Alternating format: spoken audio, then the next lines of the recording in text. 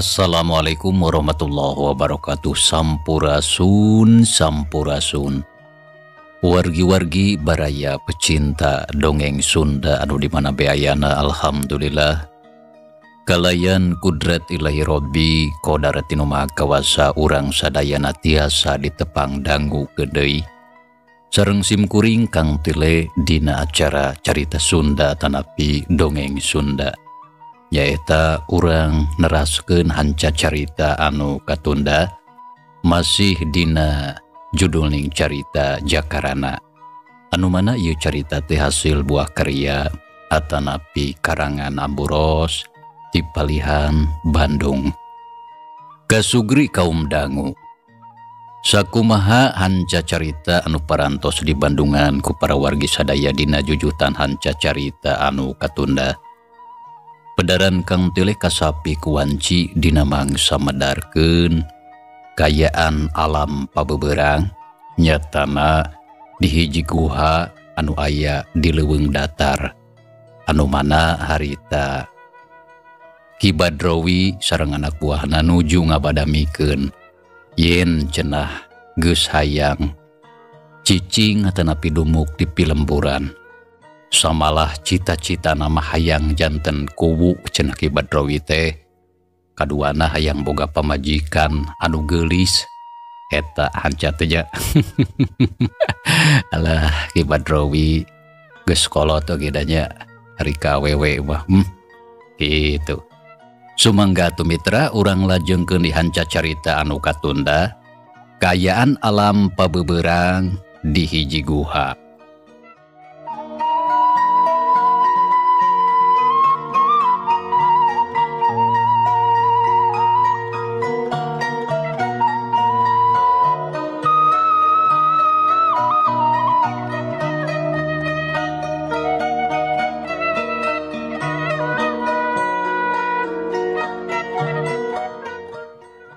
Kieu Juha, anu sabenerna dewek teh geus ngarasa bosan lamun kudu terus-terusan cicing di pileuweungan.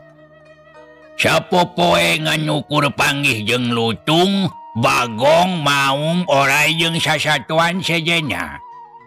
Tah ayeuna dewek teh hayang ngasaan hirup di pilemburan siga batur. Samalahnya moal kagok dewek teh hayang ngasaan jadi kubu. Ah? Jadi abah hayang jadi kubu? Nah teu salah denge kitu. Nya henteu Juha. Si laing teu salah denge lantaran memang kitu kahayang dewek teh. Samalah lamun dewek geus ngajeg jadi kubu, tangtu kudu aya anu jadi ibu kubunya. Tapi kade kudu anu geulis jeung anu bahenol nerkom gede bujurnya. Ceuk Ki Badrowi nembrakeun sakabeh kahayangna. Ngadenge caritaan kitu sakabeh muridna silih reret. Tapi saurang oge can aya anu cacarita. Keur kitu pok deui guruna ngomong samalah nyaritana katingali beuki daria. Tah kitu kahayang dewek teh euy. Sarta pasti geus kadenge kumarane. Anu saterusna pikeun ngahontal kana cita-cita dewek, si laing sakabeh tangtu kudu ngabantu pikeun ngawujudkeunnya. Cik sok atuh palikiran. Di lembur mana kira-kirana dewek bisa ngajeg jadi kubu? Tapi dewek teh hayang di hiji lembur anu kaitung panghadena. Sareta kaayaanna subur makmur sugih mukti. Pikeun dijadikeun padumukan urang sadarea tah kitu. Ki kumaha kaharti ku si laing sakabeh? Kaharti bah. Jadi abah teh hayang jadi kubu sarta hayang dumuk di hiji lembur anu kasebut makmur pikeun tempat padumukan urang. Jawab si Jupri bari melong ka guruna. Ari anu sejen pogot kabeh ngabarandungan. Bener kitu Jupri. Cing sok ceuk nurutkeun si laing kira-kirana lembur mana anu cocok pikeun jadi tempat pamatuhan urang sadarea. Lantaran si lain sakabeh tangtu apal lembur mana wae anu kaasupna hade. Sabab mindengi dari kapi lemburan. Loba bah lembur anu hade bah. Tapi cek pamikir kuring kumaha lamun lembur batu nunggal. Lembur anu jadi tempatna tarung abah jeung jakarana. Tah eta lembur teh kawilang hade matak bikabetaheun. Kitu cenah cek si Jupri. Mere usul ka guruna anu cek pikiran kawilang hade. Hade tau gari lembur abah. Tapi asa kurang cocok Jupri. Lantaran tempatna geus rek deukeut ka dayeuh. Jadi dewek teh kurang laluasa lamun jadi kubu di dinya mah. Sabab bisi loba pi masalaheun anu tangtu, kadang warga urang dinya bakal gampang mere laporan ka pihak anu berwajib. Dah kitu euy. Ceuk Ki Badrawi bari muterkeun paneteupna ka sakabeh muridna. Kumaha atuh lamun lembur babakan cukang genteng bah? Eta lembur kawilang hade anu aya bandar munding teh geuning. Anu harita digarong ku urang sarta digagalkeun ku si jakarana. Kitu cenah ceuk si Dodeng. Sarua manehna oge mere usul ka guruna. Ceuk dewek bah mending oge lembur Cinangka euy. Lantaran alus pisan tepatna. Subur sarta kawilang maju kahirupana. Lain kitu Oded. Tembal si Juha terus ngareret ka si Oded anu tita dijempe bae teu milu ngomong. Lain Juha. Teu satuju dewek mah lamun lembur Cinangka mah. Tapi lembur naon atuh? Anu panghadeuna nurutkeun ceuk si Laing. Apan Cinangka oge alus jeung loba mojang anu geulis herang mencrang. Sarta salah sahijina bisa dijadikeun ibu kubu euy. Tembal si Juha seuri terus ngareret ka guruna anu keur ngabandungan. Halus Juha eta oge. Tapi lamun ceuk dewek mah nya lembur anu leuwih hade pikeun dijadikeun tempat padumukan urang nya eta lembur Sindang Sari tah kitu. Sarta pasti sararea satuju. Tah bener satuju dewek mah kana usul mane Oded geus lah teu kudu loba mikir lantaran lembur Sindang Sari anu paling cocok. Ceuk si Keling. Harita langsungnya tujuan kana usul si Oded. Sarta manehna ngarasa yakin lamun lembur Sindang Sari anu paling cocok pikeun padumukan maranehna. Cah sigana mah rada cocok yeuh jeung kahayang dewek. Nya cocok pisan abah. Kahiji lemburna subur makmur, kadua mojangna oge parantes. Sajabat ti kitu urang bisa mulangkeun ka nyeri ka urang dinya. Bener satuju dewek oge Ded. Sakalian mayar ka nyeri lantaran dewek jeung si Laing kungsi diringkus ku manehna sarta ditalian kana tangga jambu nepi ka ngalaman disetorkeun ka kantor kacamatan. Duh lamun ras inget ka dinya hayang neureui tak ka urang lembur teh. Kitu ceuk si Juha. Manehna satuju pisan kana usul si Oded. Sarta lamun inget deui kana lalakon anu geus kaliwat. Si Juha sok ngadadak jadi panas hatena. Samalah si Oded oge sarua manehna masih keneh ngunek-ngunek kaki Japar jeung baturna. Ya lamun geus kitu mah urang cangtukeun bae lembur Sindang Sari anu bakal jadi lembur pikeun pamatuhan urang sakabeh. Anu saterusna poe isuk urang jorag sarta urang rebut ku urang. Nya lamun pangeusina wani ngalawan urang beresan we lah sakalian. Tapi apan aya bebenteng na bah di lembur Sindang Sari teh? Alah, teu kudu hariwang sarila aya dewek Mas Oded. Apan si jakarana oge anu kasebut murid si Dirga modal ku dewek mah. Nya kuring percayalah sapinuhna ka Abah. Ya memang kudu kitu Oded. Satu ngacai we dewek. Mitra kaum dangu. Sanggeus kitu mah atuh babadamian dianggap rengse. Samalah maranehna geus meunang kacendekan. Dina poe isuk rek ngajorag lembur Sindang Sari. Gancangna mangsa alam dina ieu carita teu kacatur lilana. Ayeuna urang kocapkeun bae dina poe isukna.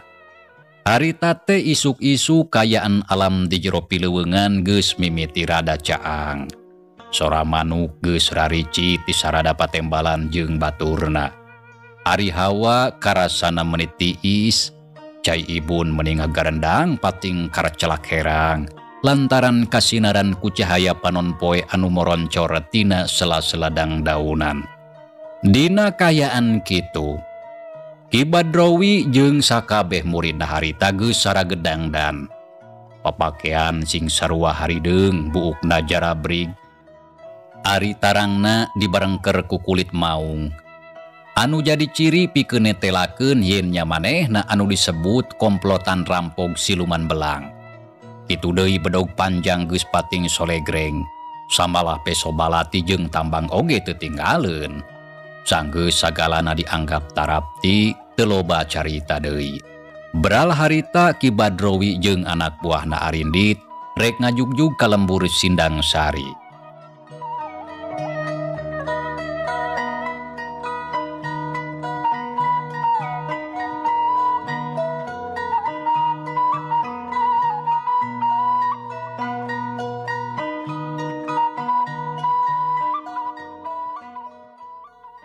Kasugri kaum dangu. Cag urang tinggalkeun heula lalampahan Ki Badrowi jeung sakabeh muridna nu keur aya di satengahing perjalanan. Ayeuna urang kocapkeun deui kayaan lembur Sindang Sari. Sanggeus aya sababaraha bulan anu kaliwat, ti saprak aya kajadian 2 garong katewak. Nya atuh timang saharita mah lembur teh aman estuning sepi jempling tewong rampog tara aya kajadian naon anu matak riweuh jeung matak pikahariwangeun. Samalah harita Pak Kuwu beuki soson-soson bae mingpin lemburna tina raraga ngaronjatkeun tarap kahirupan masyarakatna. Matak teu heran kayaan di lembur Sindang Sari ayeuna beuki maju. Anu tani, anu dagang, anu nganyam, anu nyadap, anu ngabandar jeung rea-rea deui ampir sakabehna oge kahirupana teh kawilang cukup.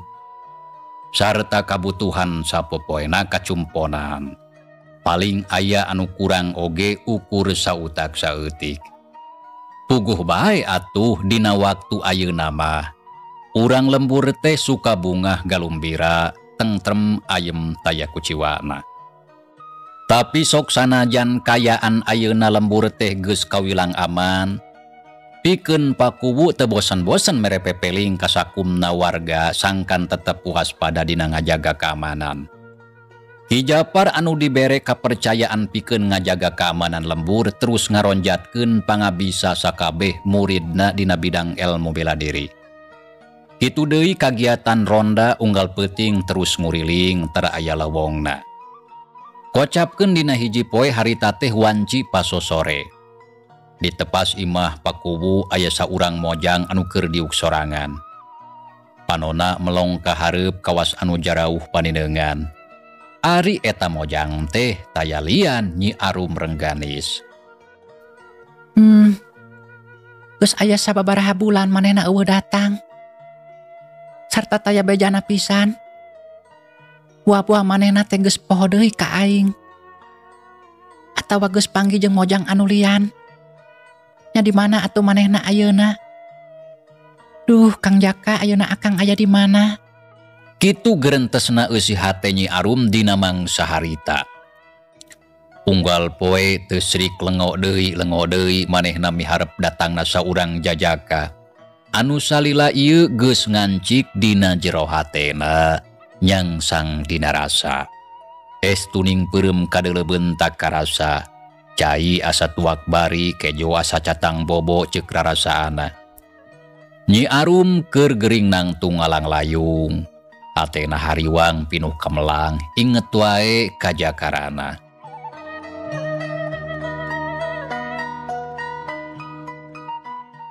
Ya Allah Gusti, nah abdi teh beut jadi kieu. Make jeung inget bae ka Akang Jaka. Apan manehna mah teu kungsi kedal janji teu pernah nunda carita. Buah-buah malati kapipir-pipir cau amo di korangan. Lalaki teu mikir-mikir aing we sigana nu hayang sorangan. Beuk kawas matak era ieu mah. Lamun heuk kanyahoan ku ambu jeung ama. Geus teu kudu dipikiran Kang Jaka mah. Tapi kumaha tuh nya lantaran hate aing teu pisan bisa dibobodo. Terus bae manteng ka manehna. Mitra kaum dangu, Nyi Arum teu sadar. Terus bae gegerendengan ngomong sorangan ngaluarkeun anu aya dina jero hatena. Sabot keur kitu jol atuh Pakuwu nyampeurkeun gek diuk. Nyai anaking, kunaon hidup teh kalagah ulang bae. Nah keur aya anu dipikiran kitu? Cing sok atuh caritakeun ka ama. Tanya Pakuwu bari ngareret ka anakna anu katempo keur ngahulang kawas aya anu keur dipikiran. Barang ngadangu kana caritaan Pakuwu kitu. Gebeg atuh Nyi Arum rada reuwas lantaran harita keur rada malaweung. Teu aya ama, teu aya anu nuju diemutan. Walon Nyi Arum bari ngareret ka bapana sarta sabisa-bisa nyumputkeun semu. Eueuh anu dipikiran. Tapi nah hidup teh siga anu keur ngalamun. Sanes ngalamun ama. Mung bae kalaresan taya rencang ngobrol. Doh gitu. Lain ari biasana mah geuning hidup sok latihan sore teh jeung Ki Japar. Tapi nah ayeuna mah henteu Nyai. Sumuhun ama. Biasana mah kitu. Nanging kalaresan Mang Japarna nuju teu aya. Pamisaurna mah tadi enjing-enjing ajeuna angkat ka lembur cukang genteng. Paling oge engke wengi mulihna teh. Walon Nyi Arum. Sabot keur gunem catur kitu torojol Amburodiah nyampeurkeun terus gek diuk gigireun Pakuwu sarta terus cacarita meuni hari weus-weus. Ama. Ain haya naon Ambu? Beut siga anu manggih kareuwas. Sumuhun aya naon Ambu? Pakuwu jeung Nyi Arum pilih genti nanya ka Amburodiah bari neuteub. Puguh kieu ama nya kitu deui oge hidup Nyai Anaking. Ambu teh kakara inget ayeuna. Lamun basa 2 poe anu katukang ambu teh kungsi ngimpi. Tapi eta impian teh meni asa matak pikasieun ama. Uluh.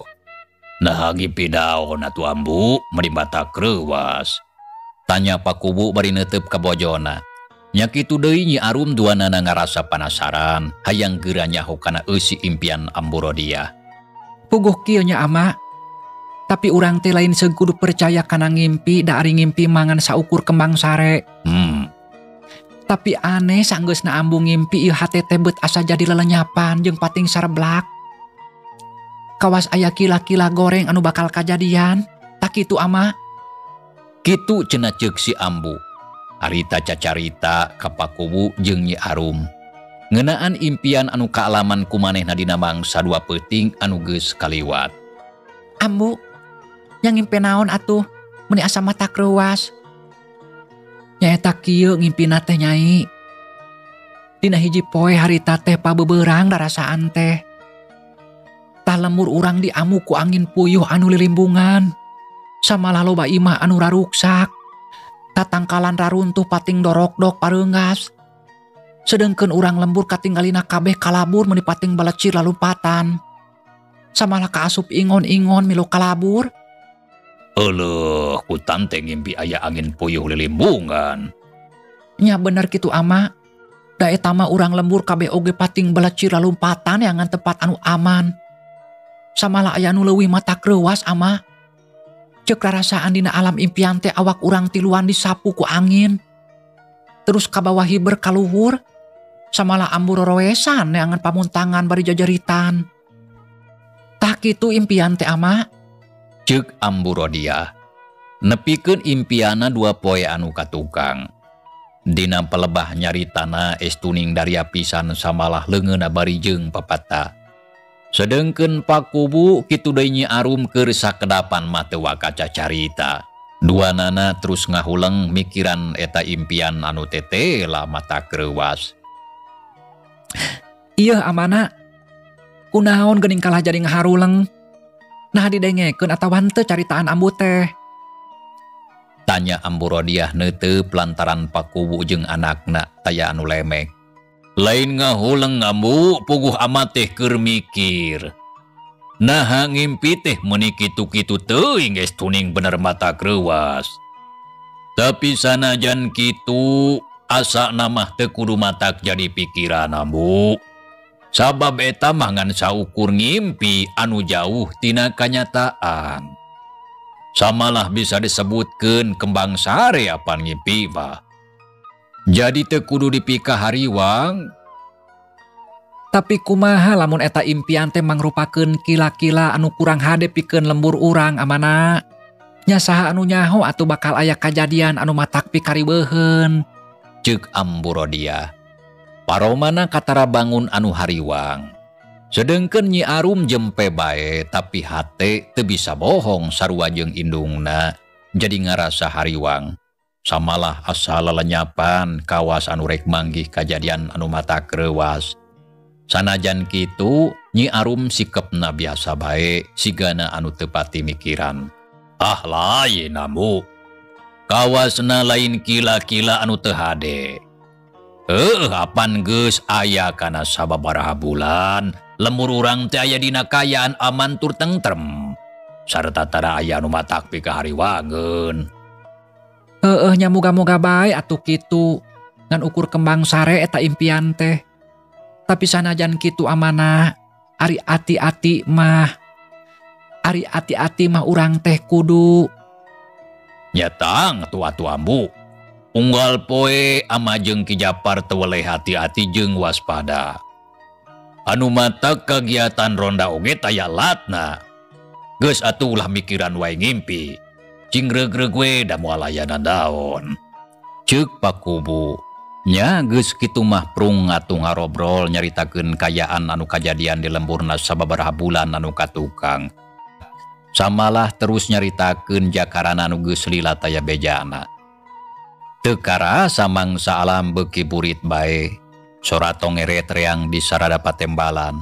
Manuk piit rarici tina dahan pating aracolog jeung baturna. Ari angin leutik ngahiliwir ngoya gendang daunan pating arulang pating korosa kawas anu ngagupayan. Di belah kulon layung hibah rupana koneng umyang lir emas sinangling estuning mata kuaas. Nyai geus burit ieu teh. Sok gerak kacai moal lila deui oge magrib gerak. Lares ambu teu karaos geuning ieu teh tos bade magrib. Mangga atuh ama ambu di kantun abdi bade ka Jamban. Walon Nyi Arum ngareret ka indung bapana geus kitu jung nangtung tina diukna. Nya sok ka ditu anaking. Ae Nyai bejakeun ka biijah cing pageuh ketundulakan paranje teh bisi aya careuh ngadodoho deui hayam. Beak atuh geurah hayam ama. Sumuhun mangga ama. Leos Nyi Arum ka jero kebat ka tukang juru turun ka pipir imah gok amprok jeung biijah anu keur ngampihkeun ingon-ingon. Pok atuh nepikeun sakumaha papatah anu jadi bapana. Sanggeus kitu Nyi Arum gura-giru kebat kepancuran rek abdas. Sedengkeun indung bapana masih kene guntreng ngobrol tapi teu kungsi lilajung Ambu Rodiah nangtung. Sup ka jero imah dekul nyeungeut cempor lantaran kayaan geus mimiti poe. Sedengkeun Pakubu harita can incah tina tempatna. Pikiranna ngadadak teu paruguh sabab ti sanggeusna si Ambo nyaritakeun impiana. Hate beut jadi pating sarblak jeung lelenyapan. Kawas anu rek manggih kajadian anu mata kreuwas. Pok Pakubu ngagerendeng ngomong sorangan. Beuk nah aku naon ieu hate beut ngadadak lelenyapan jeung asa pating sarblak. Buah-buah impian si Ambu teh bener mangrupakeun kila-kila anu kurang hade. Tapi kira-kira rek aya kajadian naon? Ya Allah Gusti, mugia maparin panang tayungan ka abdi sakula warga jakitu deui ka sakumna urang lembur. Tebihkeun abdi sadaya tina sagala marabahaya. Ceuk Pakubu terus ngusap beungeut bari istighfar. Renghap narik napas. Sabot keur kitu. Dur kadenge sora bedug ditakol di masjid. Pakubu terus cengkat tina diukna sup ka jero imah. Gebrug panto dipeundeutkeun. Kayaan di luar geus mimiti reup-reupan. Cahaya layung geus pareum. Sora jangkrik gaang kadenge harita geus mimiti reang di sarada patembalan jeung baturna. Tekung silila. Kaayaan teh repoek mangsa alam beurang geus kaganti ku datangna alam peuting.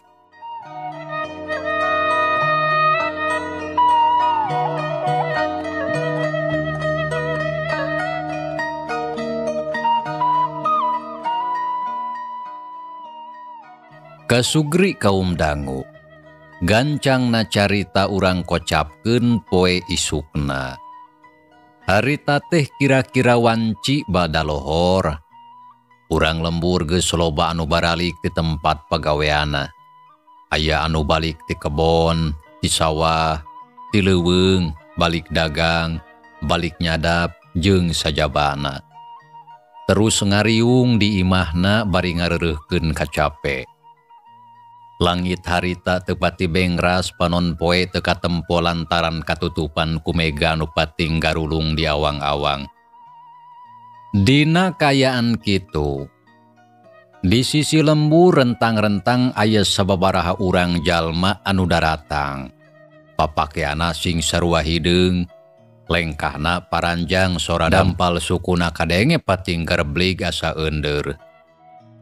Ari anu daratang taya lian ti Ki Badrawi jeung sakabeh anak buahna anu harita geus anjog ka lembur Sindang Sari. Sanggeus aya di sisi lembur. Reg Ki Badrawi ngarandeg leumpangna. Panona rarat reret nitenan kasabudereun eta tempat geus kitu pok ngomong. Heup barudak, ulun heula euy. Ceuk Ki Badrawi nitah eureun ka sakabeh anak buahna. Ngadengi kitu si Oded jeung baturna ngarandeg terus kukek dariuk di sisi jalan. Lamun dewek teu salah, sigana urang geus nepi ka lembur Sindang Sari. Ceuk Ki Badrawi terus ngareret ka sakabeh anak buahna anu keur dariuk kawaseuna mah kabeh carapeun. Lantaran geus leumpang anu kawilang jauh. Ya bah. Urang geus aya di sisi lembur ieu teh. Walon si Jupri bari ngusap kesangna pasna ngahegak. Heueuh. Dewek oge nyaho. Lantaran baheula mah mindeng nincak ka lembur ieu teh. Tapi can kungsi ari ngagarong mah. Tah ayeuna urang geus nepi bah. Saterus dari kumaha bah? Si Jupri harita nanya ka guruna anu keur nangtung bari nyekelan iteukna. Ayeuna urang leureuh heula sakeudeng Jupri. Lantaran dewek oge capek. Tah engke teu kudu loba carita. Urang sararea hayu asup ka jero lembur. Sarta urang jorang imah si kuwu. Terus urang paksa sangkan manehna jeung sakumnya urang lembur kudu daek nurut kana kahayang dewek. Siapa? Tapi kumaha lamun maranehna wani ngalawan? Sarta embung nurut kana kahayang urang. Tembal si Jupri bari melong ka guruna. Sedengkeun anu sejen ukur ngabandungan. Nya lamun maranehna embung nurut mah, sarta sakiranya bakal jadi panghalang pikeun rancana urang. Nya matak naon lamun gancang we atuh beresan da moal matak hese. Tapi pikeun anu daraek nurut kana kahayang urang karek berhirup. Apa lumayan bisa diarah tanagana? Nya satuju bah. Tapi kumaha eta anak si kuwu anu geulis teh geuning? Apan sakitu galakna manehna mah? Sarta geus pasti moal ngaguguk kana kahayang urang. Tah kumaha lamun kitu piraku rek diberesan? Nah moal lebar, apan sakitu herang mencrangna. Ceuk si Oded milu nimbrung bari melong ka guruna. Lantaran ngerasa lebar lamun Nyi Arum anu geulis kudu dipaehan. Ya ulah hari anak si kuwu mah. Sok sanajan manehna teh kaitung galak, tapi ulah hari dipaehan bah. Lantaran Nyi Arum calon bojona Akang Jupri. Kade si laing masa kabe ulah aya nu hayang. Alah menisigan urek daekeun we si laing Jupri. Tembal si Juha berjebi. Lantaran manehna oge sarua mika hayang ka Nyi Arum. Wah, si laing masuk sirik juha. Padahal sarua si laing oge hayang.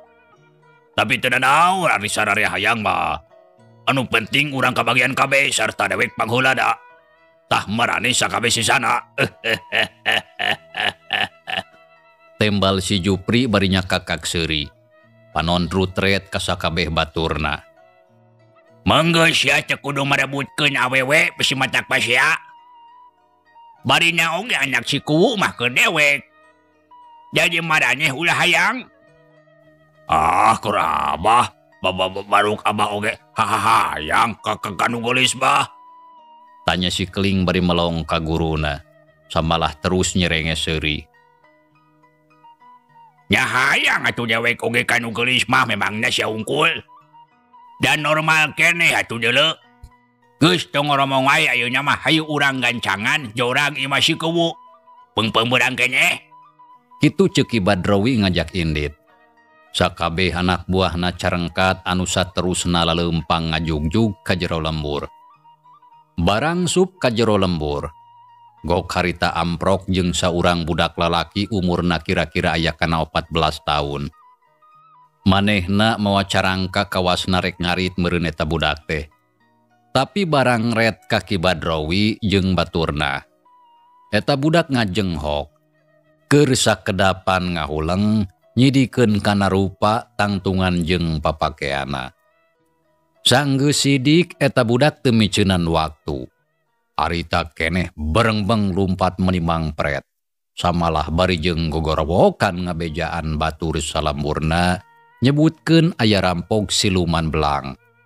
Lantaran geus nyaho kana ciri-cirina sabab mindeng ngadenge ti batur. Nya atuh puguh bae. Anu keur araya di imah kabeh caruring hak. Bo eta budak sigana sieunan ku urang euy. Itu rumpatan bening ngabecir kawas moal lila oge bakal rame ieu lembur teh.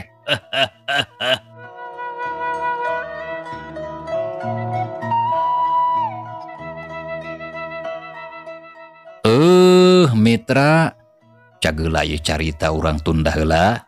Insyaallah kin urang lajengkeun deui.